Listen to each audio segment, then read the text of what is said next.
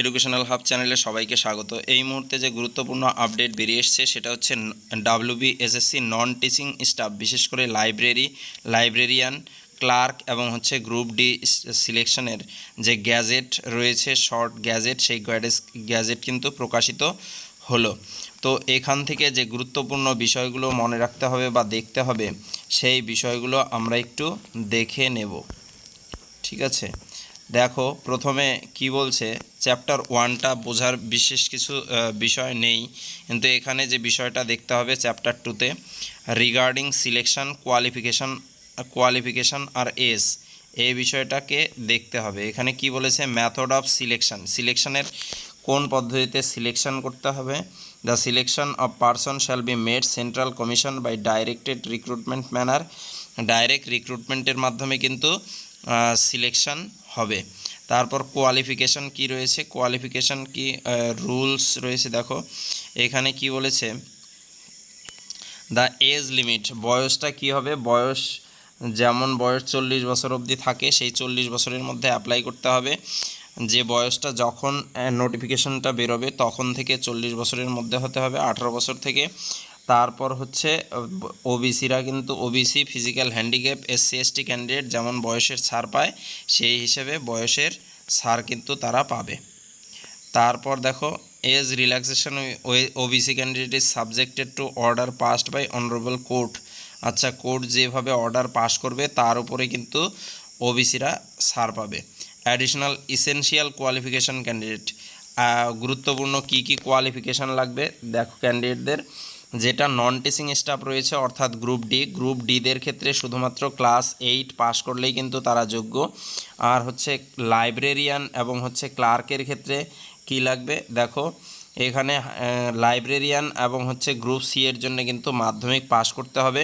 এছাড়া অন্যান্য কোয়ালিফিকেশান কি বলেছে, secondary level of board or it's conducted bodies or higher secondary level the council of equivalent or any subsequent higher level education in that language paper for the post of librarian at secondary level board or its equivalent examination, অর্থাৎ higher সেকেন্ডারির কথা কিন্তু বলেছে এখানে। তারপরে হচ্ছে disqualification কারা হবে, যারা ভারতীয় নাগরিক নয় তারা ডিসকোয়ালিফিকেশন হবে। আর হচ্ছে কোর্টে যাদের হচ্ছে কোনো কেস রয়েছে তারা কিন্তু এই বিষয়ের জন্য গ্রুপ সি ডি এর আবেদনের জন্য তারা যোগ্য নয়। তারপর যেটা দেখতে হবে, manner of selection of non teaching staff by direct recruitment, কিভাবে রিক্রুটমেন্টটা হবে। ঠিক আছে, 2 নম্বর পদ্ধতিতে যেভাবে রয়েছে 2 নম্বর পদ্ধতিটা রয়েছে। এখানে আমাদের দেখতে হবে কি কি, দেখো লাইব্রেরিয়ানের কথা বলেছে, প্রথমে হচ্ছে রিটেন এক্সাম হবে, রিটেন এক্সামের সাথে নাম্বার হচ্ছে একাডেমিক যে নাম্বার রয়েছে তার পারফরমেন্স দেখা হবে, তারপর হচ্ছে এক্সপিরিয়েন্স দেখবে এবং শেষে ইন্টারভিউ। এই কয়েকটি বিষয়ের নাম্বারের উপরে কিন্তু লাইব্রেরিয়ানের সিলেকশন হবে, অর্থাৎ এক্সপিরিয়েন্স থাকলে লাইব্রেরিয়ানরা কিন্তু অগ্রাধিকার পাবে। তারপর হচ্ছে গ্রুপ সি ক্লার্কের ক্ষেত্রে ঠিক এক্সামিনেশান, রিটেন এক্সাম, তারপর হচ্ছে একাডেমিক পারফরমেন্স, সাথে হচ্ছে এক্সপিরিয়েন্স এবং ইন্টারভিউ, এর উপরে কিন্তু সিলেকশনটা হবে। কিন্তু গ্রুপ ডি এর ক্ষেত্রে কি রয়েছে, রিটেন এক্সাম এবং ইন্টারভিউয়ের উপরে নির্ভর করবে গ্রুপ ডি এর সিলেকশন। ঠিক আছে, তারপর হচ্ছে ভ্যাকেন্সির ব্যাপারটা খুবই গুরুত্বপূর্ণ। ভ্যাকেন্সিতে দেখো এখানে 2টি পয়েন্ট, খুব গুরুত্বপূর্ণ পয়েন্ট দিয়েছে। কি বলেছে, প্রথমটা বলেছে region wise, medium wise, gender wise যে ভ্যাকেন্সি সেটা পাবলিশ করা হবে অ্যাপ্লিকেশনের সময়। আর ফাইনাল ভ্যাকেন্সি যেটা রয়েছে, ইন্টারভিউ লিস্ট যখন বেরোবে তার আগে কিন্তু ফাইনাল ভ্যাকেন্সি রিপোর্টটা বেরোবে। অর্থাৎ প্রথমের যে ভ্যাকেন্সি রয়েছে ফাইনাল ভ্যাকেন্সির ক্ষেত্রে ফাইনাল ভ্যাকেন্সি রিপোর্টের উপরে নির্ভর করবে, অর্থাৎ ভ্যাকেন্সি বাড়তে পারে। অ্যাডভার্টাইজমেন্ট কি বলেছে, অ্যাডভার্টাইজমেন্টটা অবশ্যই পেপারে বেরোবে, সেটা হচ্ছে একটা ইংরেজি, বাংলা এবং গুরুত্বপূর্ণ হিন্দি, এবং হচ্ছে কমিশনের ওয়েবসাইটে কিন্তু পাবলিশ করা হবে। ফর্ম অফ অ্যাপ্লিকেশন কি, অ্যাপ্লিকেশন অবশ্যই অনলাইনে সাবমিট করতে হবে, যেটা যে ডেট দেওয়া থাকবে সেই ডেটের মধ্যেই কিন্তু অ্যাপ্লাই করতে হবে।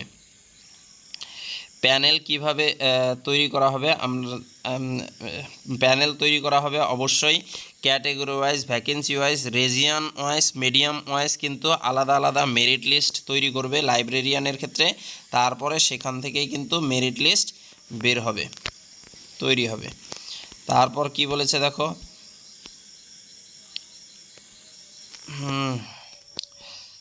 তারপর কি আনসার কিও কিন্তু এক্সাম হবে, এক্সামের পরে অ্যান্সার কি কিন্তু রিটেন এক্সামের পরে অ্যান্সার কি প্রকাশ হবে। তারপর হচ্ছে কোয়ালিফিকেশান দেখবে, তা আগে কিন্তু তারা অ্যাপ্লিকেশান যে করা হবে সেই অ্যাপ্লিকেশানও কিন্তু চেক হবে। চেক হওয়ার পরে তাদের ওয়েবসাইটে হচ্ছে অ্যাডমিট পাবলিশড করবে, অ্যাডমিট নিয়ে এক্সাম দিলে এক্সামের পরে কিন্তু রিটেন এক্সামের এক্সাম হওয়ার পরে কিন্তু আনসার কি বের হবে, আনসার কি থেকে তোমরা মিলিয়ে নিতে পারবে। তারপর রেজাল্ট এবং এক্সপিরিয়েন্স বা হচ্ছে একাডেমিক স্কোর এগুলো দেখে কিন্তু ইন্টারভিউয়ের মাধ্যমে ফাইনাল সিলেকশন করা হবে। ঠিক আছে, তো এই সেম কিন্তু গ্রুপ সি এর ক্ষেত্রেও হবে, কিন্তু গ্রুপ ডি এর ক্ষেত্রে কি রয়েছে, গ্রুপ সি এবং হচ্ছে লাইব্রেরিয়ান মোটামুটি সেমই রয়েছে। তারপর গ্রুপ ডি স্টাফের ক্ষেত্রে রিটেন এক্সাম এবং ইন্টারভিউ, এই দুটির উপরে গ্রুপ ডি এর সিলেকশন হবে। তো আগেই বলছি যোগ্যতা হচ্ছে গ্রুপ ডি এর ক্ষেত্রে ক্লাস 8 পাস, এবং গ্রুপ সি এবং লাইব্রেরিয়ানের ক্ষেত্রে শুধুমাত্র হায়ার সেকেন্ডারি পাস, এবং বিভিন্ন লাইব্রেরিয়ানের উপরে কিন্তু এক্সপিরিয়েন্স থাকতে হবে। লাইব্রেরিয়ানদের ক্লার্কের কিন্তু কম্পিউটারের কোর্স থাকতে হবে, মিনিমাম হচ্ছে 6 মাসের কোর্স থাকলে সম্ভবত তারা যোগ্য হবে, যদিও এখানে এক্সপিরিয়েন্সের কথাটা যেহেতু বলা রয়েছে।